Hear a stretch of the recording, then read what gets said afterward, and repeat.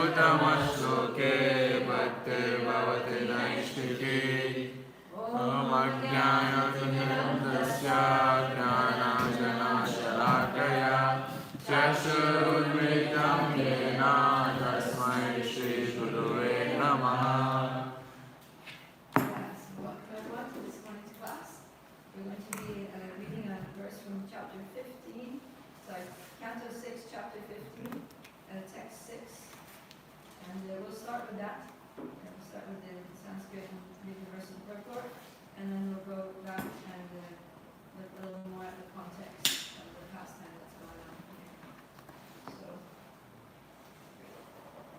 Bhutar Bhutani Bhutesha Bhutar Bhutani Bhutesha Srijatyavati Hanti Cha Srijatyavati Hanti Cha Atmashristar Asvatantrar Atmashristar Asvatantrar Anapeksho Vibhalavat Anapeksho Vibhalavat Bhutar Bhutani Bhutesha Bhutar Bhutani Bhutesha Srijatyavati Hanti Cha Srijatyavati Hanti Cha Atmashristar Asvatantrar Atmashristar Asvatantrar Anapeksho Vibhalavat Anapeksho Vibhalavat Bhutar Bhutani Bhutesha Bhutar Bhutani Bhutesha Srijati avati hanti cha Srijavati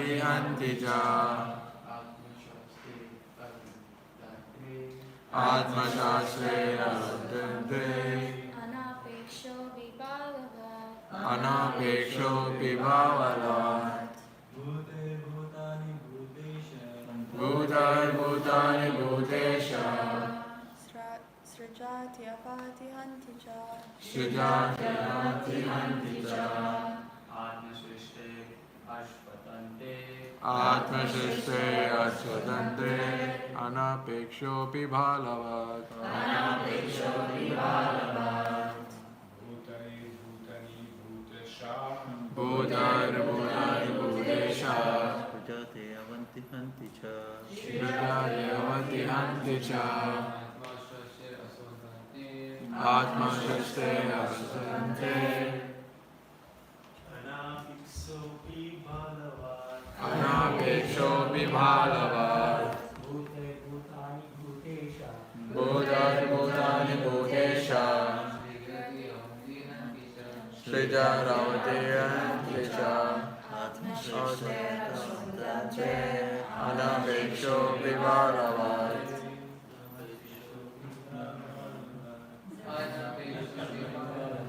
Is there an echo in this room? Jack, thank you. So let's get the word all together. Bhutai by some living beings. Bhutani, other living entities. Bhuta Ishvara, the Supreme Personality of Godhead, Master of everything. Srijati creates, Avanti maintains, Hanti kills, Cha also, Atma Shastra, who are created by him, Avana, not independent, Anapeksha, not interested in creation, Api, although, Bhalavat, like a boy. Translation and purport by His Divine Grace, A.C. Bhaktivedanta Swami Srila Prabhupada Ki Jai. The Supreme Personality of Godhead, the Master and Proprietor of everything, is certainly not interested in the temporary cosmic manifestation. Nonetheless, just as a boy at the beach creates something in which he is not interested, the Lord, keeping everything under his control, causes creation, maintenance, and annihilation. He creates by engaging a father to beget a son. He maintains by engaging a government or king to see to the public's welfare. And he annihilates through agents for killing, such as snakes. The agents for creation, maintenance, and annihilation have no independent potency. But because of the spell of the illusory energy, one thinks himself the creator, maintainer, and annihilator. Who would like to read the purport? Not this hand one up first. Can you even see it? Can you see it? Okay. No one can independently create, meditate, or annihilate. Bhagavad Gita 3.27 references. Back सर्वशा अहंकारा विमूढात्मा कारात्मा इति मन्यते. The bewildered spirit soul, under the influence of three modes of material nature, thinks himself the doer of activities that are actually carried out by nature. Prakriti, material nature, as directed by the Supreme Personality of Godhead, induces all living entities to create, maintain, or annihilate according to the modes of nature. But the living entity, without knowledge of the Supreme Person and his agent, the material entity thinks that he is the doer. In fact, he is not at all the doer. As an agent of the Supreme Doer, the Supreme Lord, one should abide by Lord's order. The present chaotic conditions of the world are due to the ignorance of leaders who forgot that they have been appointed to act on the Supreme Personality of Godhead. Because they have been appointed by the Lord, their duty is to console the Lord and act accordingly. The fruitful concentration is Bhagavad Gita, in which the Supreme Lord gives directions. Therefore, those who are engaged in creation, maintenance, and annihilation should consult the Supreme Person who has appointed them and should act accordingly. Then everyone will be satisfied and there will be no disturbance. Prabhupada ki jai. Jai. Yeah, so this verse is very interesting. It's talking about how the Lord is not interested in the material world. It's like, and he compares it to a child, like a small boy who goes to the beach and makes a sandcastle. And he's at the beach and he's kind of bored. He doesn't have anything to do, and he's like, all right, well, I guess I'll just make a sandcastle then. So he makes a castle, and he knows that it's going to be destroyed, and he doesn't.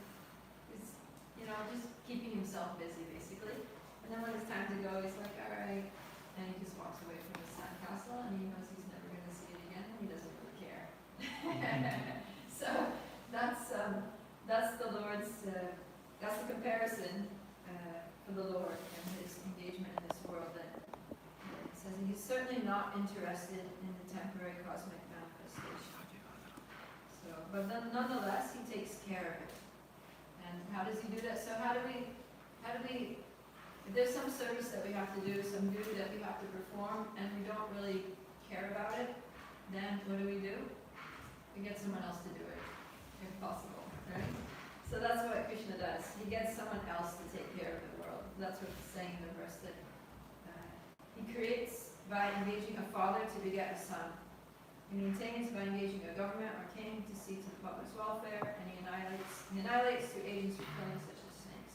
So it's like, yeah, the world is there, and somebody's got to take care of it, and ultimately it's my responsibility, but, you can create it, and you can fill it up with progeny, and you can kill people or other beings for this time, and I'll just be, performing my pastimes blissfully and not being directly involved in this world. So that's the relationship with Krishna and the world, that he's indirectly controlling everything, but he's doing it through different agents, because he doesn't, can you imagine? Krishna loves all living entities very dearly, and he really wants us to be back in the spiritual world with him, taking part in his pastimes, dancing with him, playing with him, eating with him. But somehow we've made this choice to come to the material world and be separate from him. So it must be somewhat painful for Krishna to see his loved ones suffering the threefold miseries of material life. And so it's something that, he cares about us, but he doesn't really approve of the situation here, right? Prabhupada says that that Krishna is allowing us to come to the material world is by unwilling sanction. And he sanctions our choice because he gives us the free will to make that choice, but he's not really willing to let us go, but he does so nonetheless because we're insistent. But then when we get here, he's like, okay, so people who are not devotees, they're just, three modes of material nature are controlling them, influencing them in different ways. The laws of karma, laws of nature are acting on them. The body is being born, it's growing, it's maintaining, it's producing some byproducts, it's dwindling, it's dying. That's all happening just by the laws of nature. And then some living entities are suffering, some are enjoying in different situations. That's all carried out by the laws of karma. So these are all indirect how the ways that Krishna indirectly manages the world, but he's not directly involved in it. Of course, the situation when someone becomes a devotee is different. So when we become a devotee, then Krishna he pays attention, and he gets personally involved, because that's what he's interested in. He's interested in devotion. He's interested in love, and he's interested in getting us back. He's not interested in fulfilling our desires while we're here. So that's something that we're going to see here in this pastime, is that Krishna, he doesn't get sentimental about the external situations of our material lives. He's really not bothered about them at all, especially when it comes to devotees. And he'll do whatever it takes to get us back to Godhead ASAP.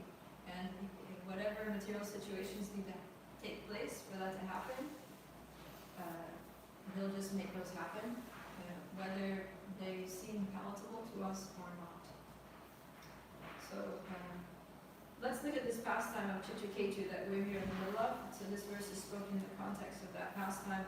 And this specific lila is very, it illustrates this point about how Krishna, he takes care of his devotees in the perfect way to facilitate their spiritual advancement, their gradual detachment, and their journey back to Godhead. But he's not interested, or he's, what's the word, he's neutral, he's indifferent, that's the word, he's indifferent to the material situation. So King Chitraketu, he was a devotee. So he was a very saintly, pious devotee king, and he was married to many wives, as kings would be in those days, but he didn't have a son. So that was a cause of great distress for Maharaj Chitraketu, because any king needs a son, because they need an heir to the throne. So Chitraketu, he was thinking, all my wives are barren, no one is producing a child for me. So he was taking more and more wives, until he literally had millions and billions of wives, and none of them was having a child. So he was in complete anxiety, and he had this very intense desire to have a son. So one day a sage came to the kingdom, as sages would, because the sages are very concerned that the governments are led by saintly people, so that citizens are engaged in the processes of religion. Right, like Krishna says that Evam parampara praptam imam raja shayo vidu. So the supreme science was thus received through the chain of disciplic succession, and the saintly kings understood it in that way. So, and you see that throughout the Bhagavatam, there's many narrations of kings, especially saintly kings, because it was very important for the kings to be saintly, to be devotees, so that the people, they could guide the citizens and rule the kingdom in such a way that everyone would make spiritual advancement, be engaged in their duties, performing dharma, like that. So Angira Muni came to visit King Chitraketu, and with the intention of helping him with spiritual life, of giving him some inspiration, some encouragement to be saintly and to engage in his dharma appropriately and make spiritual advancement. But when he got there, he saw that the king was just totally distressed. And he said, Maharaj, Chitraketu, what's wrong? It looks like you're really unhappy. He said, yes, I have this intense desire. Actually, it's a need to have a son. And no matter how many wives I take, none of them has a son. So, of course, Chitraketu never thought to consider that maybe he was the problem. He was thinking, all my wives are barren. Actually, that wasn't the situation. It was that he was sterile. So he was unable to beget a son. And it's mentioned there that actually Chitraketu, it was his destiny to not have a child in his lifetime. He wasn't supposed to have a son by the Lord's arrangement. But because he was so insistent, and Angira Muni saw that he was really stuck on this. He was really obsessed really with this desire to have a son, and it was affecting his consciousness, it was affecting his mental health, it was affecting his ability to rule the kingdom, and it was very strongly affecting his spiritual life. And so he was unable to move on in any direction unless he had a son. So Angira said, okay, fine. If this is really the only thing that if you have to have a son, then let's do it. So So Angira Muni happened to know about a yajna, a sacrifice that could be performed in order to empower the king to conceive. And so he did that yajna, and there was some sweet rice that was offered in the course of the sacrifice, and then he gave the bowl of sweet rice to Maharaj Chittiketu, and he said, just choose any one of your queens, let her eat the sweet rice, and in due course of time she'll give birth to a son. But I warn you that this son is going to be a cause of great happiness and also great distress. So Chittiketu was like, all right, every situation has got happiness and distress in it, and he's thinking that, all right, the son will be a great boon, that would give us great joy in his childhood, and he'll be a great king. Maybe he'll go through some tough times in his teenage years. That's normal. I can handle that. I can deal with the distress. He has some difficulties. Maybe he'll get hurt. Maybe he'll get sick. I can deal with that. So this is what he's thinking. So then he gives the sweet rice to a particular queen, his favorite queen. Her name was Krita, beauty. And in due course of time, she manifested the signs of pregnancy, and she gave birth to a beautiful baby boy. So when she gave birth to the boy, Maharaj Chittiketu was so happy. He was elated, and he was so pleased with this particular queen because she was the one who fulfilled his desire. And so he was lavishing all kinds of attention and affection on this one queen, and all the other millions of queens were basically neglected. So they became very envious. And and then they were thinking, well, the king used to give equal attention to all of us, but now since this woman has had a son, now he doesn't care about us. So the problem is the child. So if we just eliminate this child from the picture, then he's going to be affectionate towards us again. So then they plotted this evil scheme to kill the child. And they actually went there and they poisoned the baby. So then later when Krita Duty went to wake him up from his nap, so-called nap, he wasn't waking up. She was calling him, my son, please, it's time to wake up. And he wasn't waking up, and then she was like shaking him a little bit, he wasn't waking up. And then she started shouting at him, it's time to wake up. And he wasn't waking up. And then she picked him up, and she understood that his body was limp and cold and lifeless. And so then she started crying and lamenting and calling out to the king, Maharaj, come and see what's happened. And so he came, and then he was plunged into a total ocean of lamentation because, you know, his heart's desire was fulfilled, and then all of a sudden it was just taken away in such a sudden and so soon after the child's birth. So it was, and when all the citizens found out that the king, that the child had died and the king was in distress, then they were all sad, and everybody was just talking about this tragedy, and the whole kingdom was lamenting. So this is all actually from the previous chapter, chapter 14, and it says here that when King Chittiketu heard of his son's death, he became almost blind. Because of his great affection for his son, his lamentation grew like a blazing fire.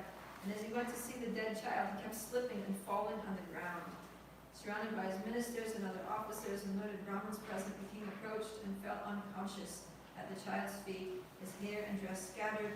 When the king, breathing heavily, regained consciousness, his eyes were tearful, and he could not speak. So it was really bad. The king was really, and this was King Chittiketu. He was like the king of the world. He was not an ordinary personality, and he was a devotee, and he was just so grief-stricken. So the chapter ends with see Maharaj Chittiketu. He starts. He's kind of in denial that the king and queen are both in denial about the son's death. They're saying, "My dear son, you slept a long time. Now please get up. Your playmates are calling you to play. You must be very hungry." And the queen is saying, "Please get up and suck my breast and dissipate our lamentation." So like that. So they're lamenting. They're both crying out loudly. And then all of a sudden, who appears on the scene is Angira Muni. And he comes this time with his friend Narada Muni. So the two sages show up again. And so chapter 15 starts with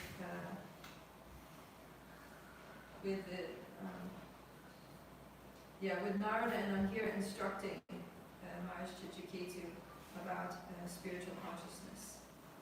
So they're asking him, "O king, what relationship does the dead body for which you lament have with you? And what relationship do you have with him? You may say that you are now related as father and son, but do you think this relationship existed before? Does it truly exist now? Will it continue in the future?" So they're asking some hard questions here, rhetorical questions to Chichiketu, especially in the state of mind that he is in now. It's like, this is not what he wants to hear. But, so then they continue, "O king, as small particles of sound sometimes come together and are sometimes separated due to the force of waves, the living entities who have accepted material bodies sometimes come together and are sometimes separated by the force of time."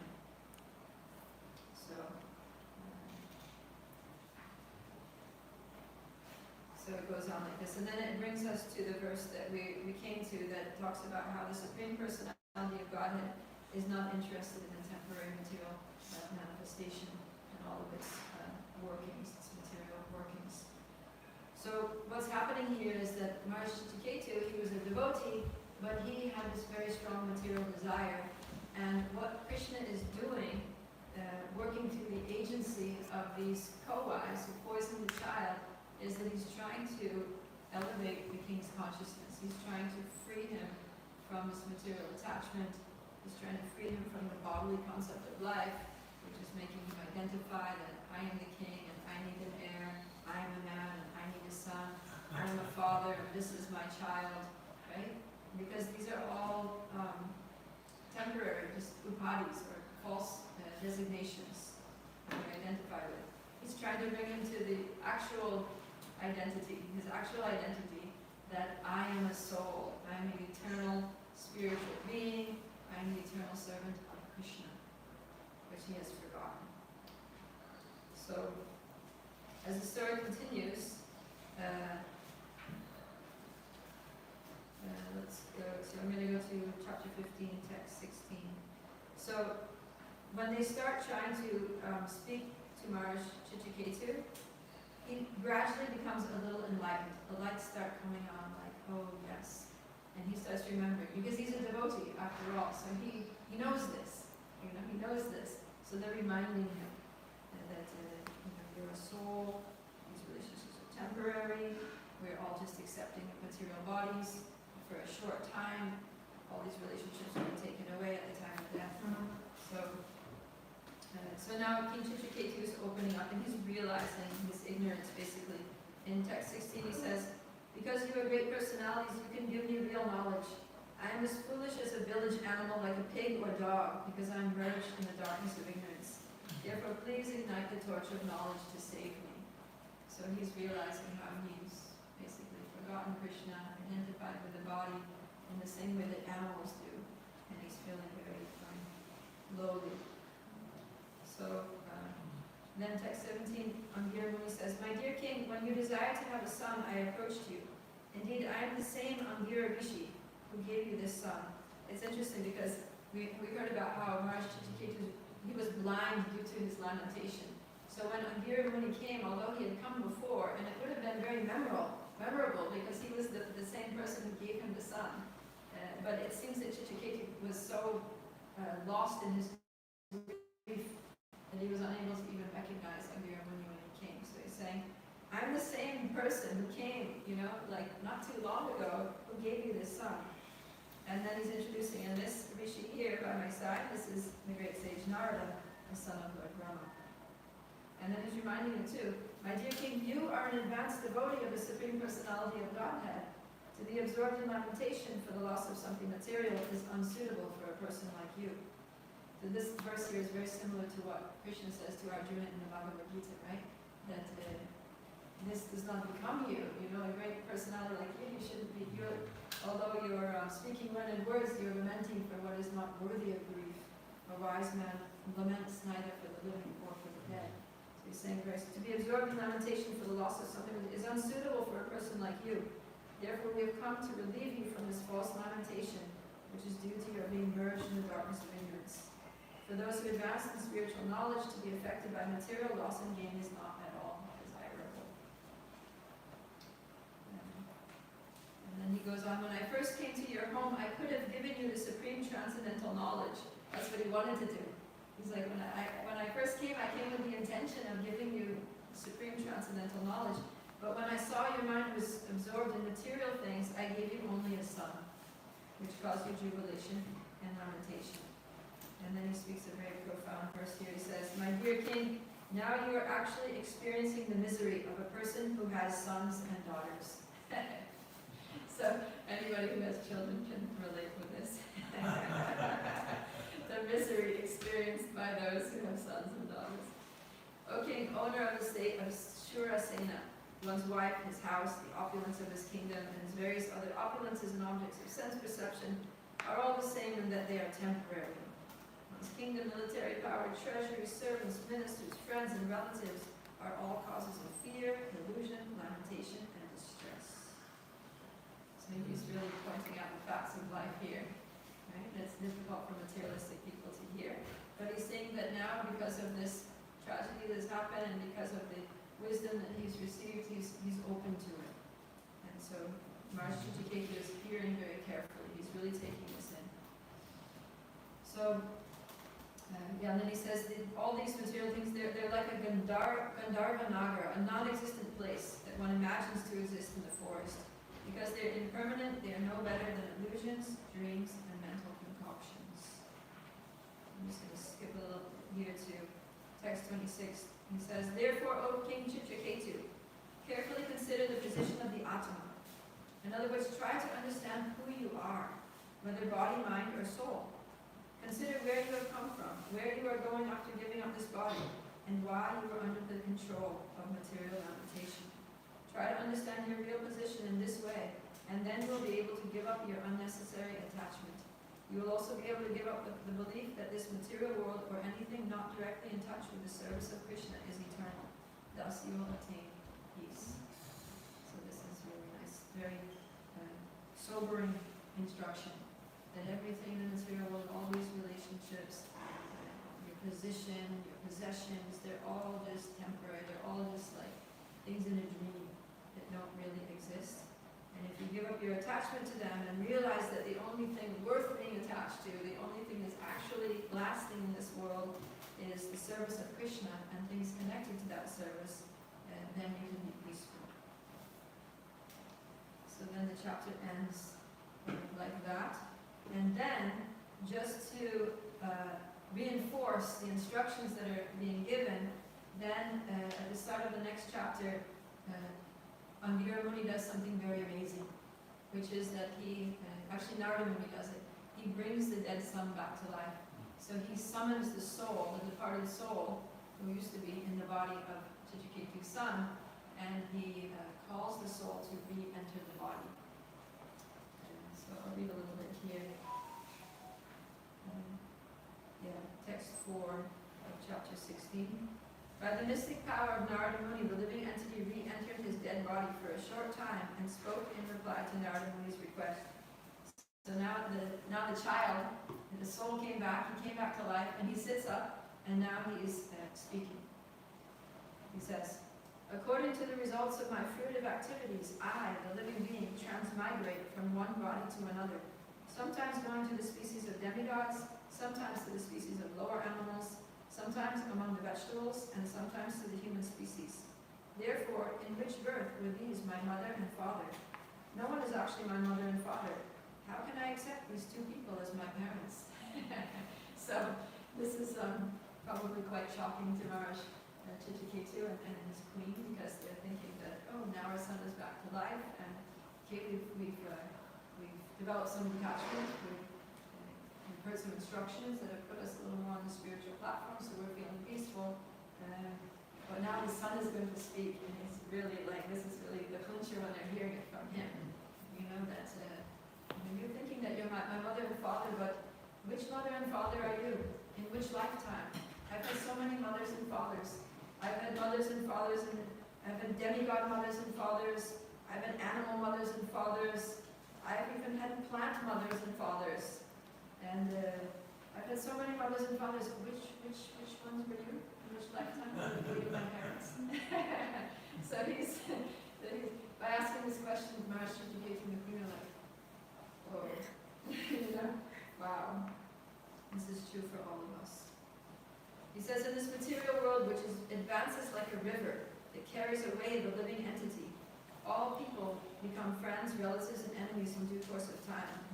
They also act mutually, they mediate, they despise one another, and they act in many other relationships. Nonetheless, despite these various transactions, no one is permanently related. So maybe some of you can read a little bit. We'll go around and read from 6 to 12, maybe all the words of the dead son. We'll just go around, start with Arpanan. Okay? This is Guru and other communities are continually transferred from one place to another in due course of virtues and seed. So the living entity, as a result of his fruitive activities, wanders throughout the entire universe, being injected into various bodies in different species of life by one kind of father after another. A few living entities are born in the human species and others are born as animals. Although both are living entities, their relationships are interdependent. An animal may live in the custody of a human being for some time, and then the same animal may be transferred to the possession of other human beings. As soon as the animal goes away, the former proprietor no longer has a sense of ownership. As long as the animal is in his possession, he certainly has an affinity for it. But as soon as the animal is sold, the affinity is lost. Actually, even though one living entity becomes connected with another because of relationship based on bodies that are perishable, the living entity is eternal. Actually, it is the body that is born or lost, not the living entity. One should not accept that living entity takes birth or dies. The living being actually has no relationship with so-called fathers and mothers, as long as he appears as the son of a certain father and mother. As a result of his past fruitive activities, he has a connection with the body given by that father and mother. Thus, he falsely accepts himself as their son and acts affectionately. After he dies, however, the relationship is finished. Under these circumstances, one should not be falsely involved with jubilation and lamentation. Text 9. The living entity is eternal and imperishable because he actually has no beginning and no end. He never takes birth or dies. He is the basic principle of all types of knowledge. Yet, he does not belong to the bodily category. The living entity is so sublime that he is equal in quality to the Supreme Lord. Nonetheless, because he is extremely small, he is prone to be illusioned by the external energy, and thus he creates various bodies for himself according to his different desires. Text 10. For this living entity, no one is dear, nor is anyone unfavorable. He makes no distinction between that which is his own and that which belongs to anyone else.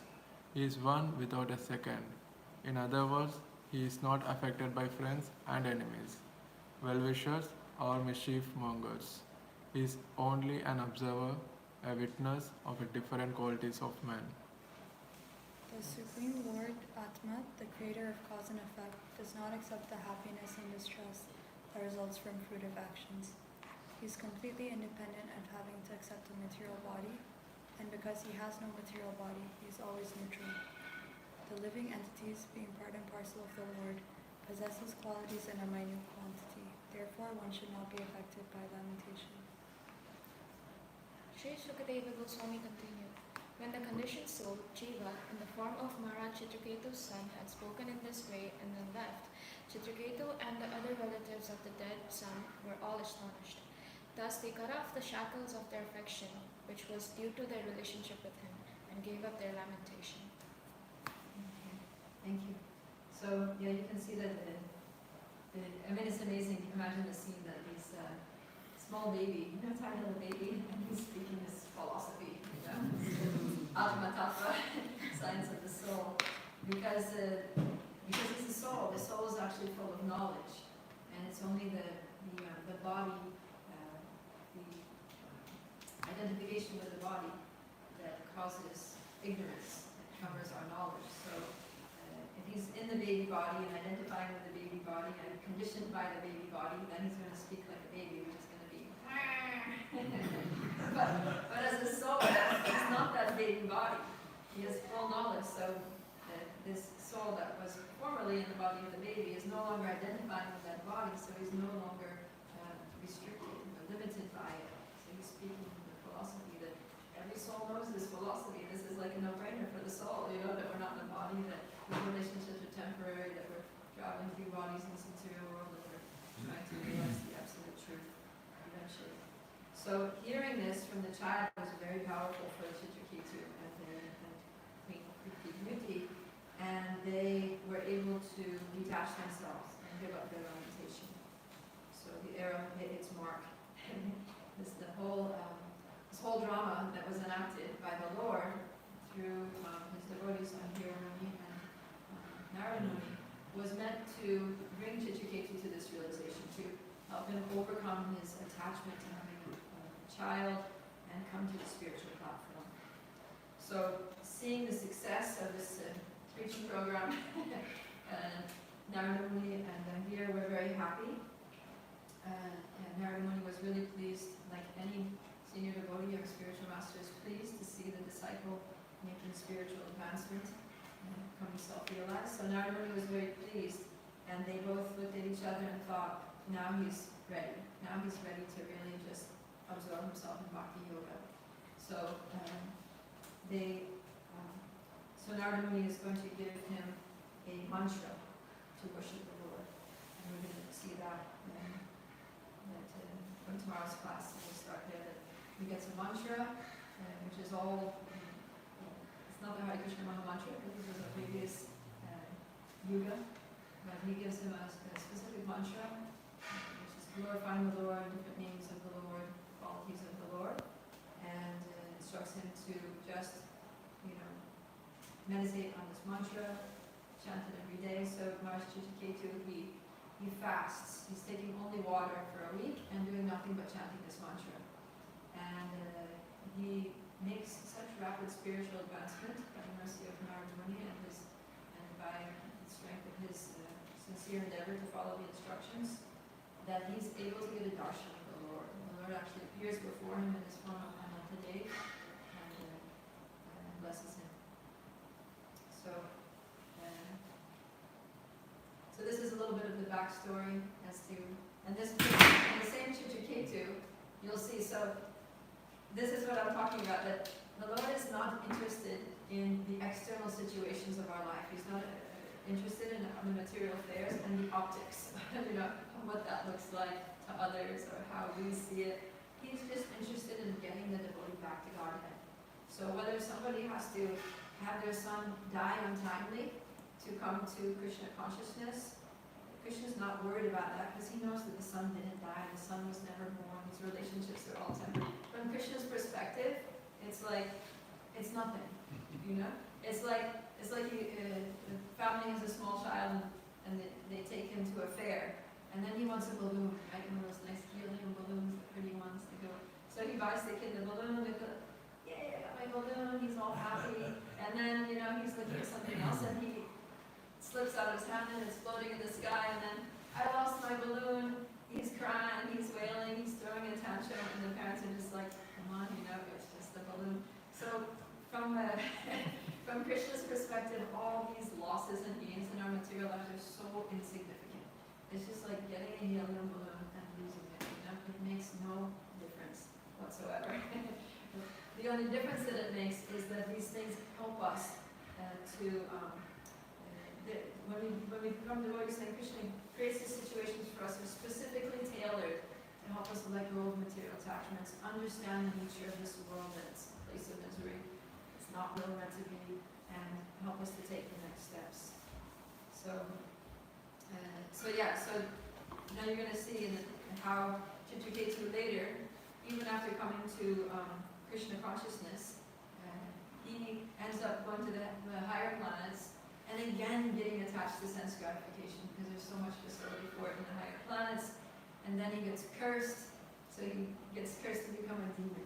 So now this person who just went through this whole ordeal to come to Krishna consciousness, to be reminded of his, being a devotee, now he has to be a demon? Oh my God, right? It's like, first my son died, now I'm a demon, this is terrible. But it's all part of Krishna's plan because if he would stay there in the heavenly planets, he would have to live a long, long life. And he would be enjoying sense gratification for so many years, and then he'd have to take birth again.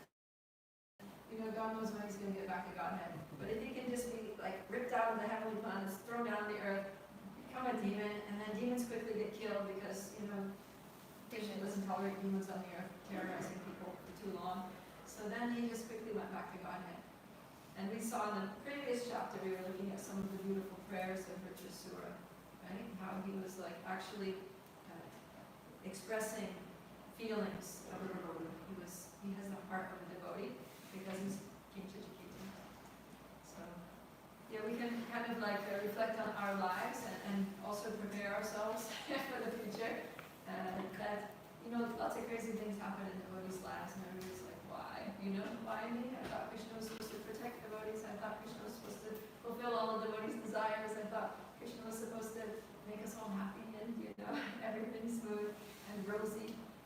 But it's not like that necessarily. It may be like that if that's, what's most favorable for your Krishna consciousness.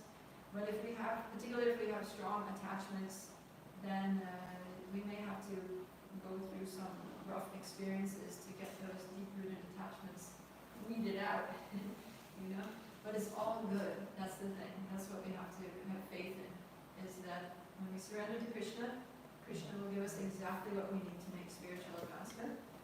We may like it, we may not like it, but we have to have faith and trust that Krishna knows best, and he's doing the best for us. And to not resist, when something comes up, don't fight it, don't resist it, because you just kind of go along with Krishna's plan, try to go along with Krishna's plan with faith, and that this is the plan that's going to get me back home, back to Godhead the quickest. The more I fight it, the longer it's going to take, and the more I'm going to suffer. Okay, yes. I have a few questions, Mataji. First, the queens who kind of gave poison to the child, they did a kind of favor to the king. So, did they get any benefit, or their karmas were wrong, so did they have any detrimental effect? Yeah, what is described that what they did was, it says here that the wives were very much ashamed. They lost their bodily luster. They were ashamed of themselves for their action by killing the child. But they were present when Angira Muni was instructing King Chitraketu. So they heard all the same instructions, and they also came to some realization. It said that they gave up their ambition to bear children because they realized that children cause a lot of trouble, or the suffering of those who have children. And then they took advice from the Brahmins, and following that advice, they went to the bank of the Yamuna, and they did atonement for this. For instance, like they got used as well, just to fulfill Muni's mission to make him realize. Yeah. But they also had some envy, It's like Krishna doesn't just use an innocent person to do something terrible. He finds a person who already has envy or greed or anger or lust, and he engages them according to what they are going to do anyway, in such a way as to purify another person.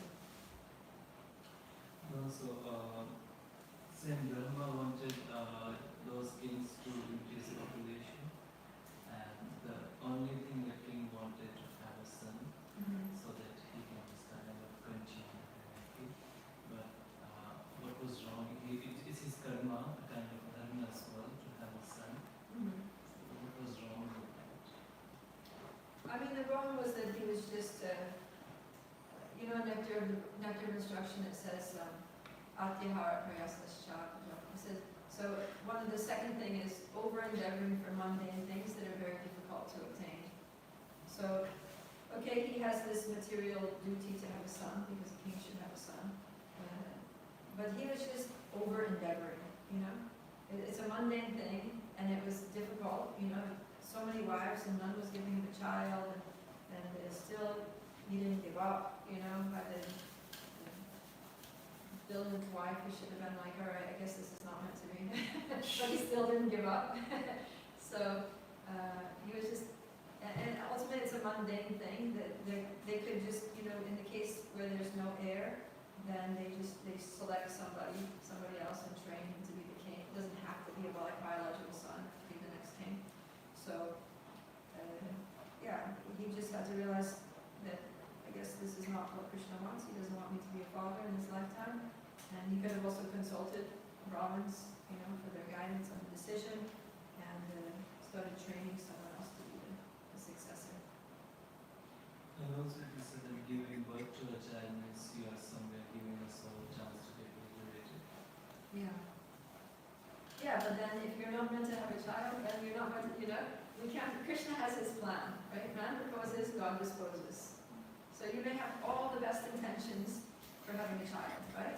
This is my dharma, and I want to bring an exalted soul into this world and raise it in Krishna consciousness so we go back to Godhead. You know, you may have the purest reasons for wanting to have a child, but if Krishna doesn't want us to have a child for some reason, then that's what we have to accept. But there's a higher purpose. So when he was born as a demon, after that he was liberated. But it is said that when you are born in a novel planet, you do not have any freedom of karma. Or do you? I mean, that's what we want previously. Well, Chitraketu anyways didn't have karma, you know, because he's a devotee. So Krishna says that sarva dharma prityaja mamikam sharanam praja aham tvam sarva papebhyo mokshayishyam vamshaja. That when one surrenders to Krishna, then Krishna frees him from all sinful reactions. So what we're dealing with here with Chitraketu is not sinful reactions, it's not karma, it's just Krishna. You know, Krishna is just personally orchestrating the circumstances of his life to bring him back to Godhead. No, when he becomes a demon. Even that, he takes a demon body and he gets a nature of a demon, but he's not actually a demon. It's just something that he has to go through. It's just a position that Krishna put him in so that he can quickly go back to Godhead. So it wasn't a sinful reaction. Even in laughing at Lord Shiva, it wasn't really like that terrible, but all these things were just yoga maya, you know. They say like to get liberated you must be a human body. This was an exceptional situation. Exceptional situation. Okay. Any comments, Maharaj? I love the story, and we put the drama together. Oh, yeah? Never saw it. I haven't seen your version. Some of the magical elements, we had security guards standing there after the evil deed was done. And we had one woman walking in this beautiful sari, and she's walking past like one of the queens. And then another woman, we had all actors, coming in. We had about a dozen of them, all in the same sari. So we needed to create the feeling that there were lots of women in the play. Right. We had so many women in the play. We presented it for a mantra retreat. I was like, and one of the brahmacharis complained, there shouldn't be any women there. We're trying to create millions of women. It was so effective, the women coming in, going out, like in the palace. It was very effective. In India, when we put this on, we had a young boy playing come to life again, and he spoke. Some of the prime aspects of the philosophy. This is outlined by the reading here. And then after it was all over, we just walked away into the audience, and the lights went down. It was very emotional, especially when the child died. The mother and father go crazy. It was like that feeling of, right? Yeah. You just have to let go. Yeah, exactly. It was great.